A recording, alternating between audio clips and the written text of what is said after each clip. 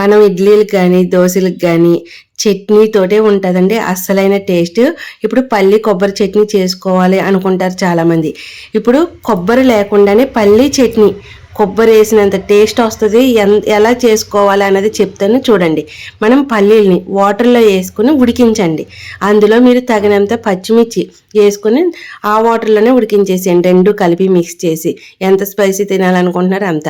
మనం తంపడకాయలు అంటే నోట్లో వేసుకోగానే పల్లి ఉడికినట్టు అవ్వాలి, అప్పటిదాకా ఉడికించేసుకోండి. సరే, ఈలోగా గ్యాస్ బంద్ చేసేసి మీరు 2-3 రేకలు చింతపండు ఆ వాటర్లోనే వేసేసి నానబెట్టేసేయండి. ఇంకా చింతపండు నానుతుంది.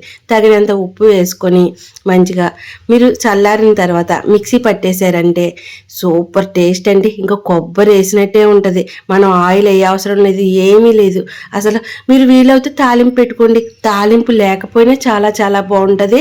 ఒక్కసారి ఇలా ట్రై చేసి చట్నీ ఎలా ఉందో చెప్పేసేయండి. Super taste. ఇంకా మళ్ళీ ఇంకా ఇలాగే చేసుకొని తినాలి. మనకి కొబ్బరి అవసరం లేదు, కానీ ఆ టేస్ట్ వచ్చేస్తుంది. ఎంత బాగుంటుందో పల్లి చట్నీ అయితే. తప్పకుండా ట్రై చేసేయండి.